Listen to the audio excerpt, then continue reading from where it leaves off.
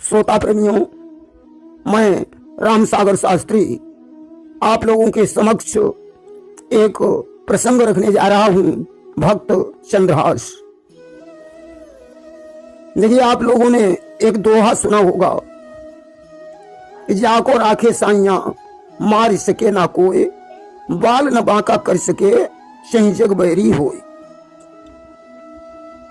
जिसकी भगवान रक्षा कर रहा हो उसे कौन मार सकता है। आज के प्रसंग में आप लोग सुनेंगे कि भक्त चंद्रहास का बुरा चाहने वाले स्वयं बर्बाद हो गए, परंतु उस भक्त का बाल बांका भी नहीं हुआ। आइए अब हम आप लोगों को प्रसंग की तरफ ले चलें कि भूप एक केरल पति रहू और तिनके चंद्रहास सुत भयऊ। केरल पति नाम का एक राजा हुआ जो बड़ा दानी, धर्मात्मा, न्यायी और प्रजाभक्त था। उसके घर में ईश्वर की कृपा से एक पुत्र ने जन्म लिया जिसके एक हाथ में 6 उंगलियां थीं। केरल पति ने उस बच्चे का नाम चंद्रहास रख दिया। चंद्रहास अभी छोटा ही था कि भाभी वशात दुश्मनों ने राजा कुंतल पति पर आक्रमण कर दिया। धाय ने देखा चंद्रहास के जीवन को खतरा है, वह उस बच्चे को लेकर भाग गई कि एक दिवस अरिकीन चढ़ाई, ससिहा सही भागी लय धाई। आज धाय उस बच्चे को लेकर कुंतलपुर के राजा कौंतल्य के जो मंत्री थे धृष्टबुद्धि, उनके यहाँ पहुंची। धृष्टबुद्धि के यहाँ चंद्रहास का पालन पोषण होने लगा। चंद्रहास की एक पुत्री थी जिसका नाम विषया था तथा पुत्र का नाम मदन था। धृष्टबुद्धि अपनी पुत्री को बहुत चाहता था। जितना बड़ा चंद्रहास था उससे कुछ छोटी विषया थी। दोनों साथ साथ खेलते थे। और 6 बरस मोह परेऊ कुमारा, मंत्री की न विप्र जवनारा। जब चंद्रहास 6 वर्ष का हो गया तो मंत्री धृष्टबुद्धि ने विप्र भोज का आयोजन किया। अनेकों वेदज्ञ, ब्राह्मण और ज्योतिषी वहां एकत्रित हुए। मंत्री धृष्टबुद्धि ने अपनी पुत्री विषया को बुलवाया और ब्राह्मणों से कहा, इस कन्या का भाग्य, लक्षण और वर के बारे में बताइए। ब्राह्मणों ने कहा, मंत्री जी, आपकी कन्या बड़ी भाग्यवती और बुद्धिमती है। चंद्रहास खेलन आवा, विप्रन का वर या ही सुहावा। उसी समय वहां चंद्रहास भी खेलते खेलते आ गया। ब्राह्मणों ने कहा, मंत्री जी, आपकी कन्या का विवाह इसी लड़के के साथ होगा। यह संयोग ऊपर से बनकर आया है। यह शब्द सुनकर मंत्री धृष्टबुद्धि दुखी हो गया। मन में विचार करता है कि मैं मंत्री या नीच कुमारा, करम ब्याह सिंह संसारा। अरे, मैं एक मंत्री हूं, इस नीच लड़के के साथ पुत्री का विवाह कैसे कर सकता हूं। यदि विवाह कर दिया तो संसार में मेरी हंसी होगी। मैं उस बांस को ही नहीं रखूंगा जिससे बांसुरी उत्पन्न हो। जल्लादों को बुलाया और कहा, हे जल्लादों, इस बच्चे को जंगल में ले जाकर कत्ल कर दो कि तेरी कनास कही दीवाना, अवहरऊ जाई बनया के प्राणा। जल्लाद उस बच्चे को लेकर जंगल में पहुंचे। चंद्रहास बड़ा सुंदर था। जल्लादों को दया आ गई कि भक्त वश्य कीनी रखवारी, रूप देखी तिन दया बिचारी। जल्लादों ने सोचा, इसके एक हाथ में 6 उंगलियां हैं, अस्त उसकी एक उंगली काट ली और कहा, अब तुम यहां से परदेश भाग जाओ। जल्लादों ने पहुंचकर धृष्टबुद्धि को वह उंगली दिखाई और कहा, आपकी आज्ञा का पालन हुआ। चंद्रहास मारा गया। धृष्टबुद्धि बड़ा प्रसन्न हुआ।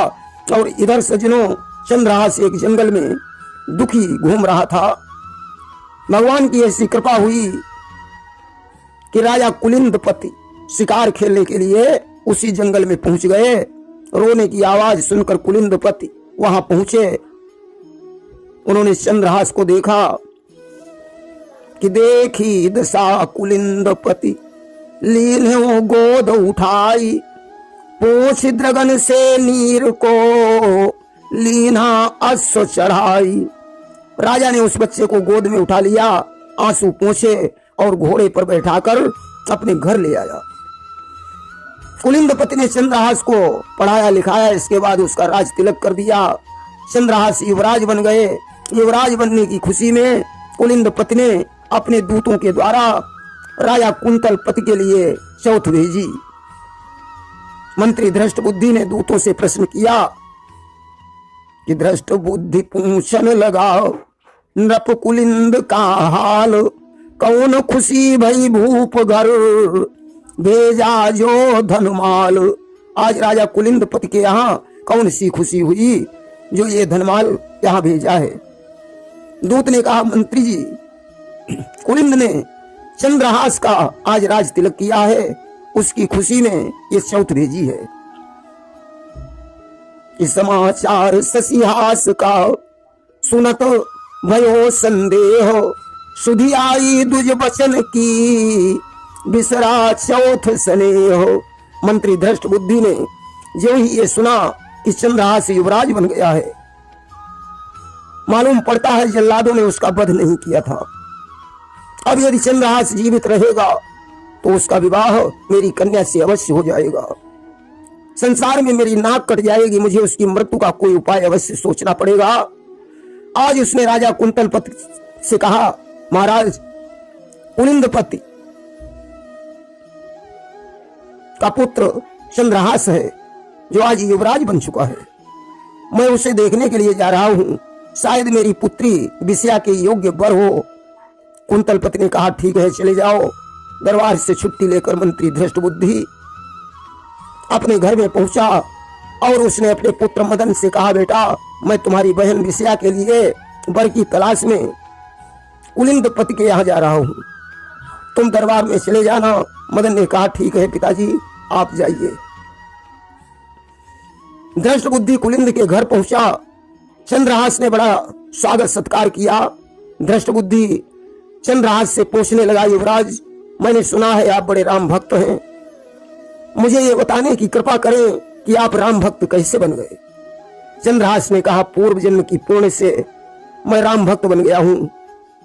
राम का नाम ही एक ऐसी चीज है जिससे बुद्धि शुद्ध होती है कि राम का नाम है बुद्धि सुधारने वाला, राम रक्षक है तो फिर कौन मारने वाला। धृष्टबुद्धि समझ गया ये वही चंद्रहास है। हाथ की उंगलियां की तरफ देखा, 6 उंगली में 1 उंगली गायब है। इसे पूर्ण विश्वास हो गया कि यह वही चंद्रहास है। आज कहने लगा, बेटा, मैं तुम्हारी राम भक्ति से बड़ा प्रसन्न हूं। मैं अपने महाराज के पास पत्र भेजकर तुम्हारी चौथ बंद करवा सकता हूं, परंतु बस्ता लेकर नहीं आया। खैर कोई बात नहीं, मैं तुम्हें पत्र लिखकर देता हूं। यह पत्र ले जाकर मेरे पुत्र मदन को दे देना। मदन कौंतल्य को दे देगा और तुम्हारी चौथ बंद हो जाएगी। अरे आप इतने प्रतापी राजा हैं, कौंतल्य भूप को चौथ देना मुझे अच्छा नहीं लग रहा है। आज मंत्री धृष्टबुद्धि ने एक पत्र लिखा और जानते हो पत्र में उसने क्या लिखा कि विषमस्मयि प्रदातव्यम त्वया मदन सत्रवे, कार्याकारेण कर्तव्यम कर्तव्यम किल में प्रियम। हे पुत्र मदन, इस शत्रु को विष दे दो। इस काम में देर नहीं होनी चाहिए, मेरी भलाई इसी में है। आज पत्र को लेकर चंद्रहास चल पड़ा। ईश्वर की इच्छा देखो। गोस्वामी बाबा तुलसीदास जी ने लिखा है कि हुई है सोई जो राम रचि राखा, ओ करी तर्क बढ़ा वही शाखा। चंद्रहास पत्र को लेकर कुंतल नगर में पहुंचा। उसने एक बगीचा देखा, उस बगीचे में विश्राम करने लगा। उसे नींद आ गई, सो गया। आज उसी बगीचे में धृष्टबुद्धि की पुत्री विषया अपनी सखियों के साथ विहार करने के लिए आई। ज्यों ही विषया की नजर चंद्रहास पर पड़ी, मोहित हो गई। आज सखियां भी कहने लगी, आली यह वर तुम्हारे योग्य है। विषया ने चंद्रहास की पगड़ी में गांठ लगी देखी। उसने गांठ खोली तो उसमें पिताजी का लिखा हुआ पत्र पाया, जिसे पढ़कर विषया को धक्का लगा। अरे पिताजी की बुद्धि खराब हो गई है। कितने सुंदर राजकुमार को मार डालने की सोच रहे हैं कि पढ़ करके खत ये खतरनाक धक्का सा लगा कलेजे पर, कुछ काम और ही कर डाला लिखे कागज के टुकड़े पर। आज विषया ने अपनी आंखों के काजल से तृण की लेखनी बनाकर विष की जगह पर यह अक्षर और लिख दिया। अब तो विष का विषया हो गया कि द्रग से काजल लेकर उसने तृण की लेखनी बना करके विष का विषया कर दिखलाया ईश्वर का ध्यान लगा करके। उसने वो पत्र ज्यों का त्यों पगड़ी में बांध दिया और घर चली गई।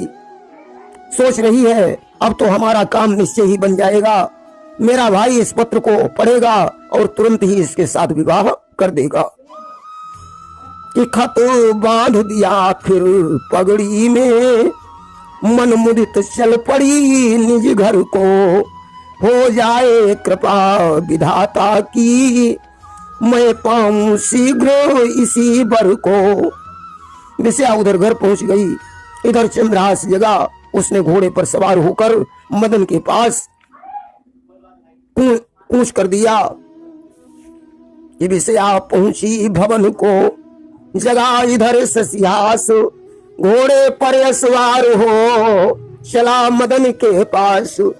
आज चंद्रहास ने मदन के पास पहुंचकर मंत्री जी का पत्र दे दिया। मदन ने पत्र पढ़ा, विषया दे दो।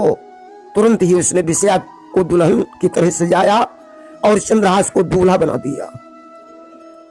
इस चंद्रहास को बनाया बन्नी विषया कुमारी, धन्य विधाता जोग मिलाया कहीं सभी नर नारी। दोनों का विवाह होने लगा। पूर्वासी बड़े प्रसन्न हैं कि दीनी भामर डाल दान दे, मन में मदन सिहाया, धन्य पिता की बुद्धि खोज कर या संयोग मिलाया। सातों भामरे डालकर बड़ा दान दहेज दिया। मदन बड़ा प्रसन्न है। पिताजी ने विषया के लिए बड़ा अच्छा पर ढूंढा है। इधर दृष्ट बुद्धि ने सोचा काफी देर हो चुकी है, चंद्रहास अब मर चुका होगा। कि देखूं जाई मृतक ससियासा, पूर्ण आज भई मम आशा। आज मेरे हृदय को प्रसन्नता मिलेगी जब मैं उसे मरा हुआ देखूंगा। घर पहुंचा तो देखा चंद्रहास का विवाह हो चुका है। उसने मदन को एकांत में बुलाया और कहा, पुत्र तूने ये क्या किया? मदन ने कहा, पिताजी पत्र में लिखा था कि इस शत्रु को विषया दे देना। दृष्ट बुद्धि बोला, अरे मूर्ख, मैंने विषया नहीं उसे विष देने को लिखा था। मदन ने पत्र उठाया, पिताजी के सामने रख दिया। पत्र में देखा विषया लिखा है। अब तो सिर पीटने लगा कि बाँची पत्र सिर पीटन लागा, लिखे कहा मैं मंद भागा। अरे मुझ बुद्धिहीन अभागे ने ये क्या लिख दिया। आज उसने दूसरी युक्ति सोची। उसने मदन से कहा, पुत्र तुम राजा के दरबार को चले जाओ, मैं यहाँ का कामकाज संभाल लूंगा। कि मदन भूप दरबार पठाए और निज समीप जल्लाद बुलाए। मदन दरबार को चला गया। दृष्ट बुद्धि ने 2 जल्लादों को बुलाया और उनसे कहा कि बोला जाऊ शक्ति मठ दो, डारू मार जो आवई को। दृष्ट बुद्धि ने कहा, तुम लोग देवी के मठ में चले जाओ, वहां पूजा करने के लिए जो कोई आए उसे मार डालना। जल्लाद देवी के मठ में चले गए। इधर दृष्ट बुद्धि ने चंद्रहास से कहा, बेटा अब तुम हमारे दामाद बन गए हो, जाओ सत्य के मठ में जाकर देवी का आशीर्वाद प्राप्त कर लो। चंद्रहास पूजा करने के लिए थाली लेकर जा रहा था। सजनों, उसी समय कुंतलपति ने अपने गुरुजी से पूछा, गुरुवर कन्या विवाह के योग्य हो गई है, उसके लिए वर बताइए। गुरुजी ने कहा उसके लायक वर चंद्रहास है। राजा ने मदन से कहा जाओ इसी समय चंद्रहास को बुलाकर दरबार में हाजिर करो। मदन चल देता है। चंद्रहास पूजा करने के लिए जा रहा था। मदन मिल गया। मदन ने कहा आपको राजा कौंतल्य दरबार में बुला रहे हैं, इसलिए ऐसा करो या थाल मुझे दे दो और तुम दरबार को चले जाओ। कि मदन कहा महिला बहु थारा और तुम जा बहु कुंतल दरबारा। चंद्रहास दरबार को चला गया। इधर मदन ज्यों ही देवी के मठ में पहुंचा, जल्लादों ने उसे मार डाला। कुछ देर के बाद धृष्ट बुद्धि उस मंदिर में पहुंचा तो देखा चंद्रहास नहीं बल्कि उसका ही पुत्र मरा हुआ पड़ा है। अब तो बड़ा दुखी हो गया कि पुत्र मृतक लखी धीरन रहे और शिला पटक सिर यमपुर गए। पुत्र की लाश को देखकर मंत्री दुखी हो गया।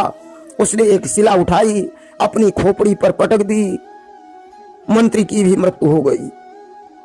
और उधर कुंतल पति ने अपनी पुत्री का विवाह चंद्रहास के साथ कर दिया। सारा राजपाट दे दिया, चंद्रहास का तिलक कर दिया और भगवान का भजन करने के लिए जंगल को चले गए। कि तिलक किया शशिहास का सिर पर बांधा ताज, नप कुंतल बन को गए हरि सुमिरन के काज।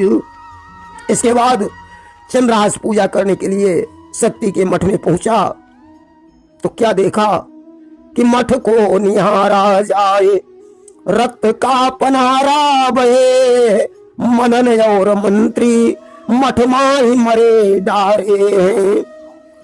राम राम जपत कात बार बार राम राम, हाय राम या तो मोहि प्राणन ते प्यारे हैं।